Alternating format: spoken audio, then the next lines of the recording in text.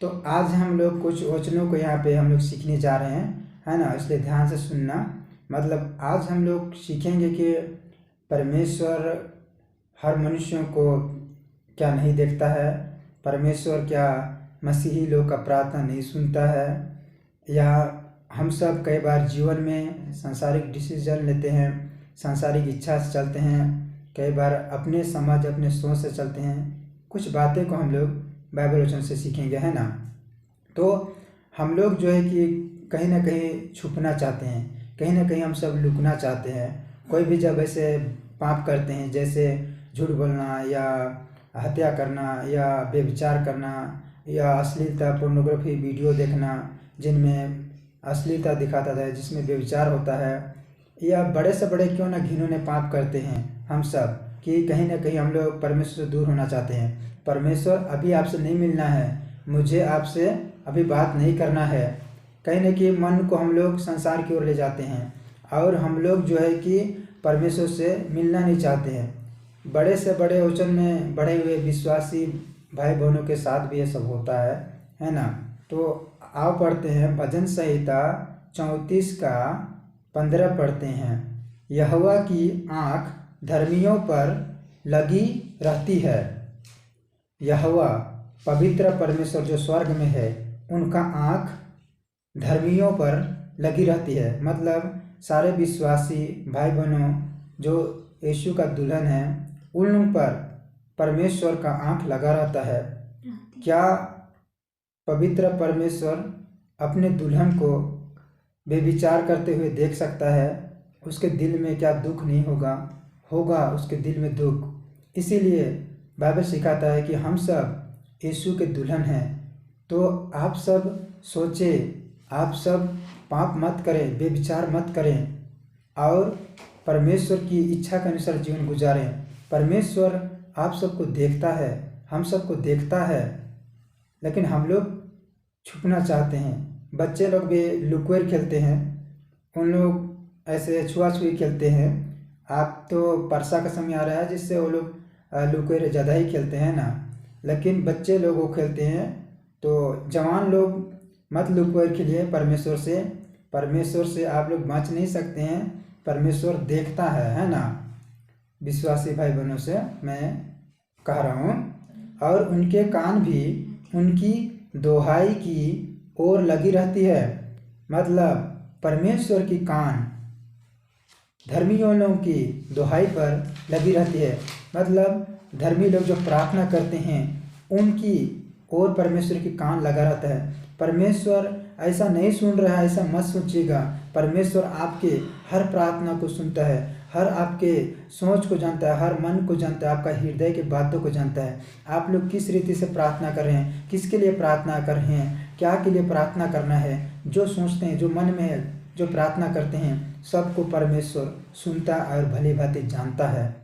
जो आप लोग दुहाई देते हैं, प्रार्थना करते हैं, बातें करते हैं, परमेश्वर सुनता है और उसका उत्तर भी देता है अपने योजना के थ्रू, अपने इच्छा के अनुसार। लेकिन कई बार प्रार्थना करने के बाद हम सब मसीही भाई बहनों लोग जो है कि अभी सोचते हैं अरे परमेश्वर मेरा प्रार्थना नहीं सुन रहा है, या कब उत्तर देगा, बेचैन रहते हैं। अभी या लड़की के लिए शादी करना है तो उसके लिए प्रार्थना किए, या जॉब के लिए, नौकरी के लिए प्रार्थना किए, या बीमारी है चंगा नहीं हो रहा है उसके लिए प्रार्थना किए हैं, या बच्चे पैदा नहीं हो रहे उसके लिए प्रार्थना कर रहे हैं, इसके लिए, या घर नहीं है, ज़मीन नहीं है, इन सब विषय के लिए प्रार्थना कर रहे हैं। और आप लोग मन में धीरज नहीं रख रहे कि परमेश्वर उत्तर देगा, विश्वास नहीं रख रहे हैं, आप लोग संदेह कर रहे हैं, आप लोग संसारिक ध्यान से सोच रहे हैं, संसारिक इच्छाओं में आप लोग जा रहे हैं, अपने भावनाओं से आप लोग सोच रहे हैं।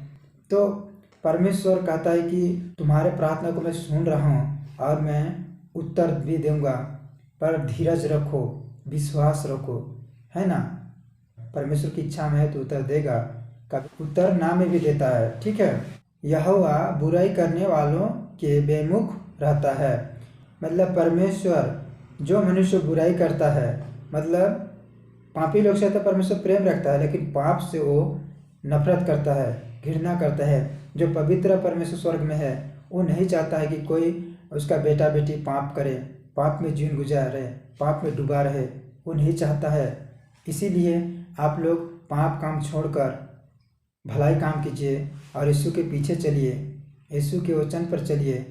कई बार हम सब मसीही भाई बहनों लोग जीवन में जो है कि सांसारिक फैसला लेते हैं, अपने सोच अपने समझ से चलने लगते हैं, इसीलिए हम लोग पाप में गिरते हैं, इसीलिए हम लोग शैतान के बातों पर आ जाते हैं और यीशु से दूर हो जाते हैं, वचन से दूर हो जाते हैं। ये वचन 3:5 में, तू अपनी समझ का सहारा ना लेना वरन संपूर्ण मन से यहोवा पर भरोसा रखना। आप लोग आधा अधूरा भरोसा मत रखें, विश्वास मत रखें आधा अधूरा कि परमेश्वर हमारा प्रार्थना सुन रहा है, उत्तर देगा या नहीं देगा, परमेश्वर है या नहीं, ऐसे भरोसा मत रखें।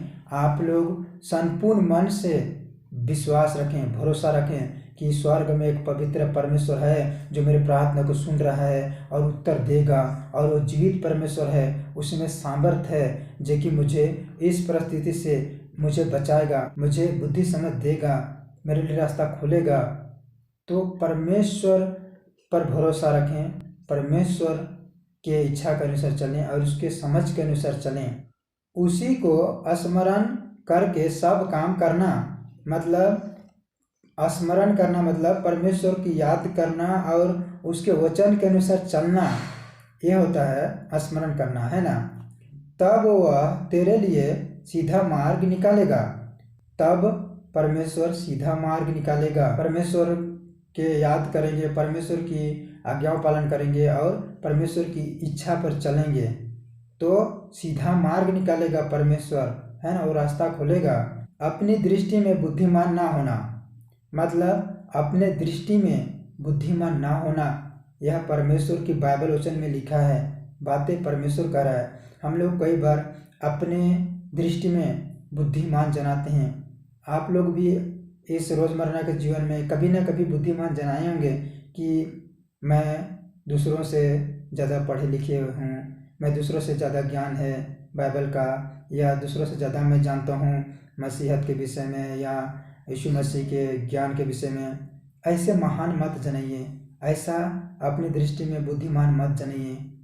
आप लोग परमेश्वर पर बने रहें और परमेश्वर की बुद्धि और समझ के अनुसार चलें और छोटा बन के जिएँ। यहाँ बाइबल ही कहता है अपनी दृष्टि में बुद्धिमान ना होना।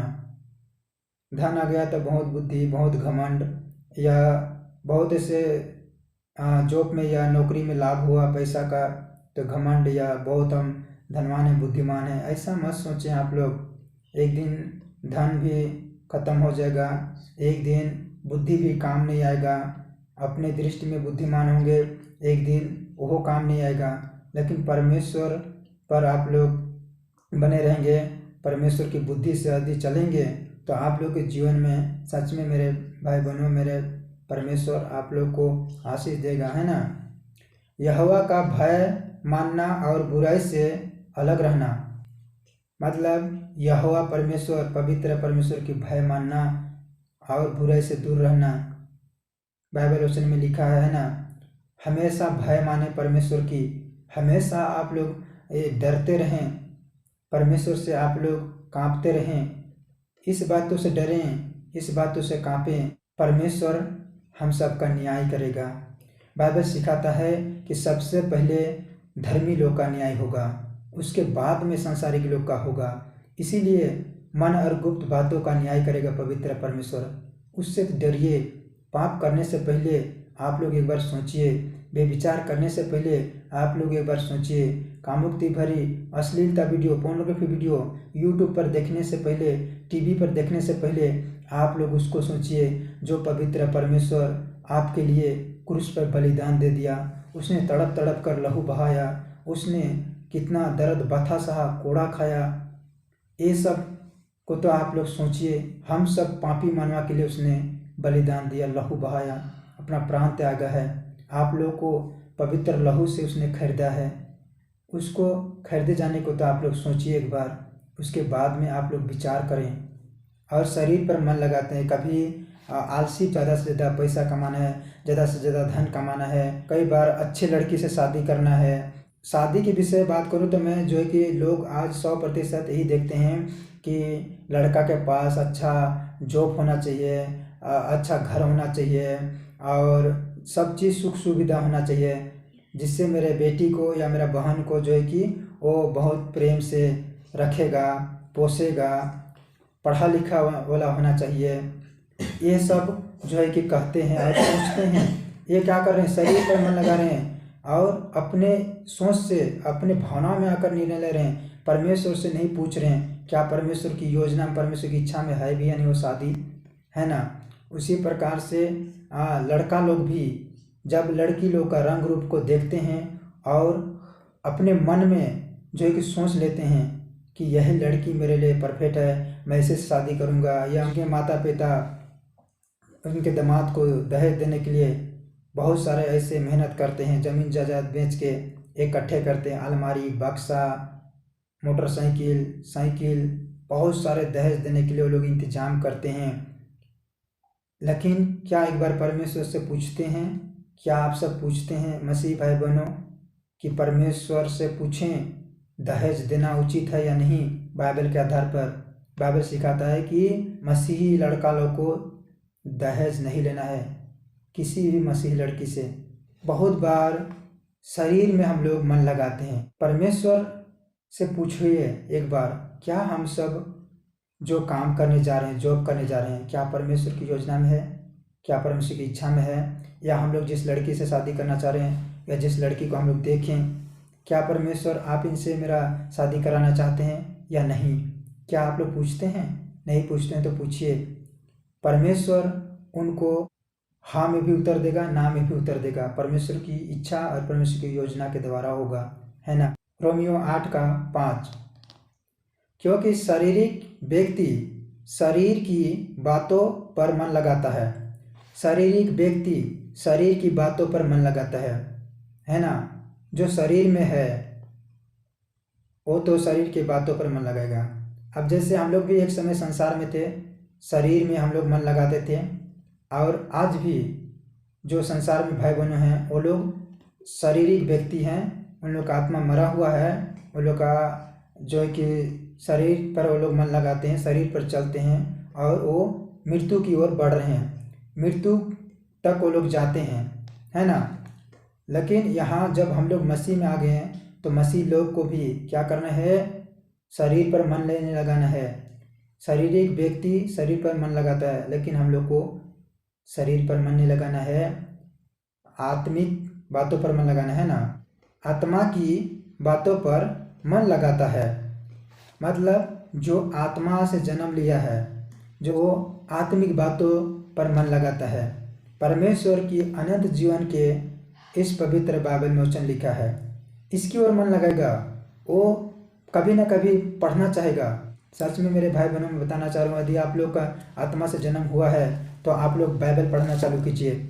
वचन देहधारी हुआ कहा है, मतलब परमेश्वर इस बाइबल पर है, उसका नाम है यीशु मसीह। आप लोग इस बाइबल को पढ़ें, आप लोग इस बाइबल के साथ समय गुजारें, परमेश्वर के साथ समय गुजारें, यही होगा। आत्मिक व्यक्ति आत्मिक बातों पर मन लगाता है। मन लगाइए इस बाइबल पर, वचन पर अध्ययन कीजिए, इसको सोचिए, विचार कीजिए और परमेश्वर के वचन के अनुसार चलिए, यीशु की इच्छा के अनुसार चलिए, उस पर अधीन रहिए, है ना। नहीं तो ऐसे चंगाई हो रहा है, दौड़ के चला गए।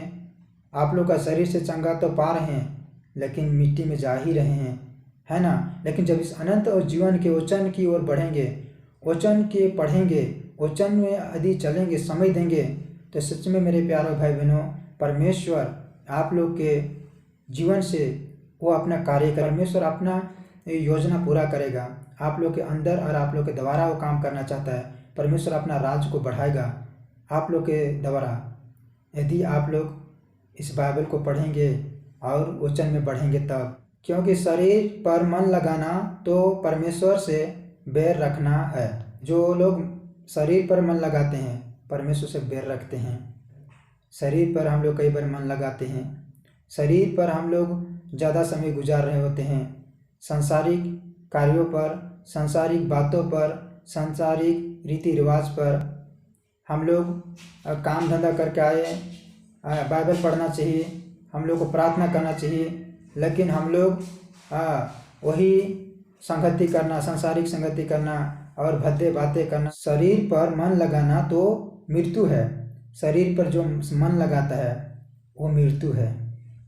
शरीर पर मन मत लगाइए, आत्मा पर, परमेश्वर के वचन पर मन लगाइए, बाइबल पर मन लगाइए, पढ़िए, है ना। गवाह देने के लिए आप लोग मन को खोलिए, हृदय को खोलिए, यीशु से पूछिए कि मैं कैसे गवाह दूँ, कैसे मैं प्रचार करूँ। उससे पूछिए, पवित्र आत्मा से पूछिए, वो आपका बेस्ट टीचर है, वो बताएगा, वो आप लोग का मार्गदर्शन करेगा, है ना। परंतु आत्मा पर मन लगाना जीवन की शांति है। आत्मा पर मन लगाना जीवन की शांति है ना। परमेश्वर की पवित्र आत्मा एक व्यक्ति है, पिता पुत्र पवित्र आत्मा, त्रिएक परमेश्वर। तीनों अलग अलग परमेश्वर नहीं है, परंतु तीनों मिलकर एक ही परमेश्वर है, ठीक है। तो आत्मा पर मन लगाना जीवन का शांति है। मतलब इस पवित्र बाइबल वचन पर मन लगाना, इसको पढ़ना, अध्ययन करना और वचन बनना, वचन के अनुसार चलना, जीवन का शांति मिलेगा। ये परमेश्वर हम लोग को सिखा रहा है। परमेश्वर हम लोग को ये वचन से बातें कर रहा है। यदि जीवन में आप लोग शांति पाना चाहते हैं तो बाइबल पढ़िए और आत्मा के चला चलिए, आत्मा पर मन लगाइए, बाइबल वचन पर मन लगाइए। जो शरीर पर मन लगाता है वो परमेश्वर को पसंद नहीं करता है। और जो शारीरिक दशा में है, जो शारीरिक दशा में है वह परमेश्वर को पसंद नहीं कर सकता। जो शारीरिक दशा में है वो परमेश्वर को पसंद नहीं कर सकता है, ऐसा बाइबल सिखा रहा है। आज जब संसार में लोग शारीरिक दशा में हैं, वो लोग जो है कि अपने ऐसे पूजा ढजा करते हैं या अपने इच्छा से जो है कि भगवानों को खुश रखने के लिए वो लोग कोई लेम्बू नारियल चढ़ावा चढ़ाते हैं, पैसा वैसा चढ़ावा चढ़ाते हैं, माला वाला चढ़ावा चढ़ाते हैं। और हम लोग भगवान को पसंद रख रहे हैं, खुश रख रहे हैं।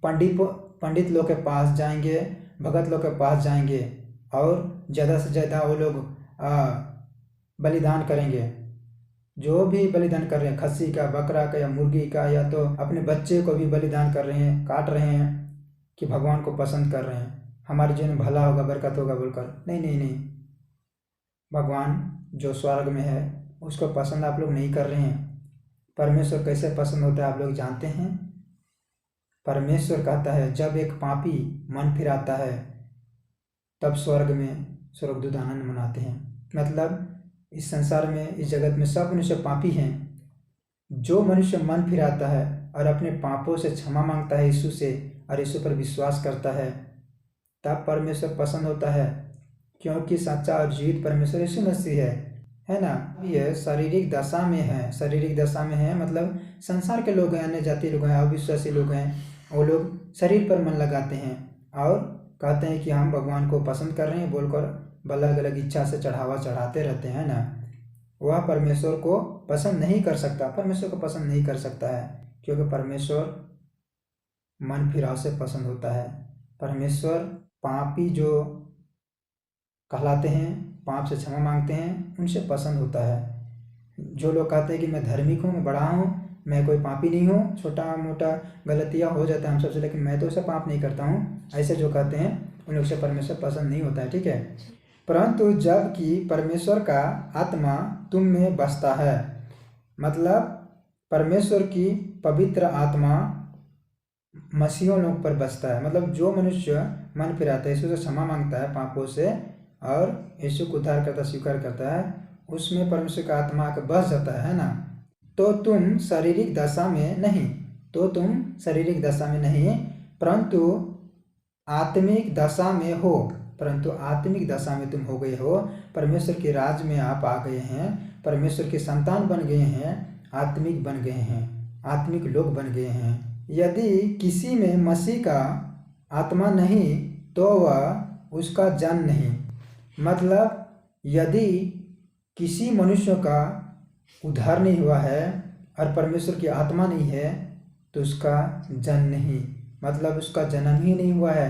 भले आप लोग सालों साल से चर्च जा रहे हैं, भले आप लोग सालों साल से मसीह हैं या क्रिश्चियन हैं, यदि आप लोग को उद्धार नहीं हुआ है, यदि आप लोग के अंदर में परमेश्वर की आत्मा नहीं आया है, नहीं बसा है और तो आप लोग का जन्म नहीं, आप लोग का जन्म ही नहीं हुआ है। आप लोग तो शरीर में जी रहे हैं, शरीर में मन लगा रहे हैं, इस जीवन के सुख विलास की ज़िंदगी में घूम रहे हैं, धन के पीछे भाग रहे हैं। उद्धार और परमेश्वर की आत्मा बहुत ज़रूरी है मनुष्यों के लिए, लेकिन उसके लिए कुछ पैसा नहीं चढ़ाना, भगवान को पसंद नहीं करना पड़ेगा।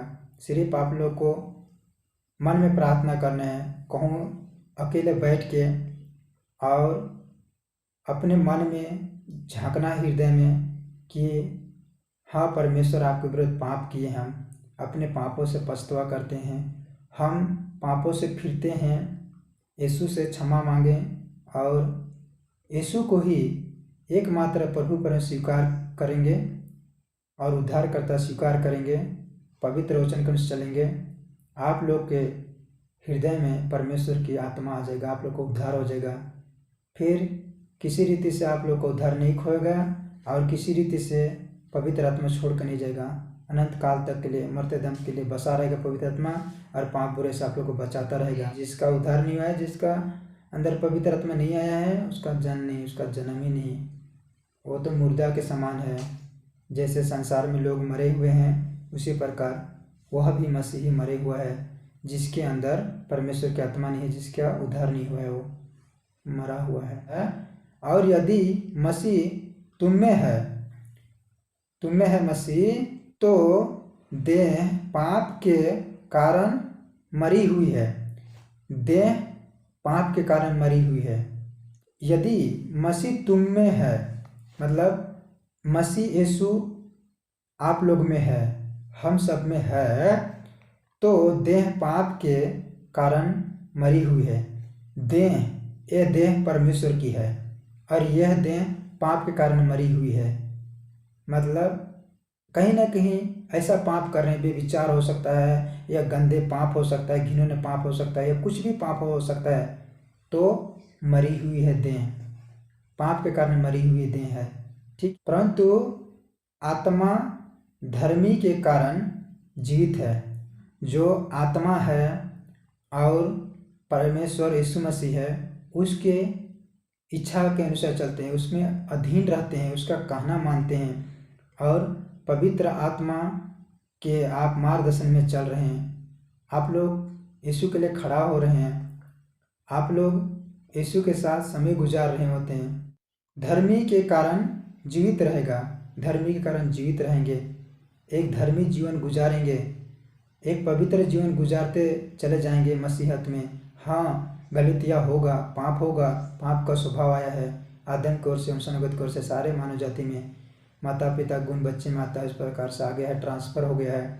लेकिन एक पवित्र जीवन जीने के लिए आप रोज़ सोचिए और परमेश्वर से रोज़ प्रार्थना करें, मुझे पाप से बचाएं, बुराई से बचाएं, शैतान से बचाएं, आपके वचन के द्वारा मुझे पवित्र बनाए परमेश्वर। यीशु मसीह अपना स्वरूप में ढलता है, हर मसीहियों को ढलना चाहता है।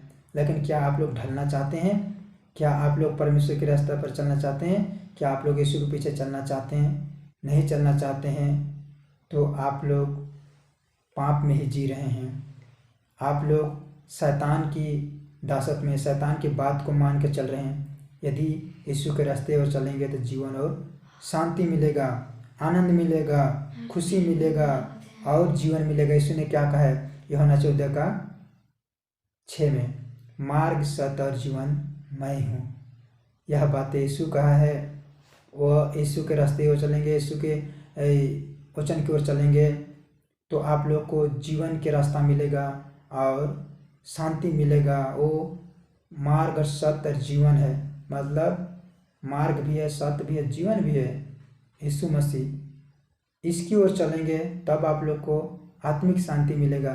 लेकिन आप लोग शैतान की बातों को मान के चलेंगे, आप लोग सांसारिक बातों पर मन लगाएंगे और अपने भावनाओं में आकर अलग अलग रास्ता बनाएंगे और जाएंगे तो सच में शैतान आप लोग को पाप में गिराएगा, पाप के लिए उकसाता रहता है, पाप और नए नए परिभाषा लाता है, वो आप लोग को बर्बाद कर देगा।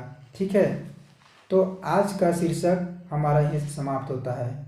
यीशु मसीह तुम सबको आशीष दे, यीशु के नाम में आमीन।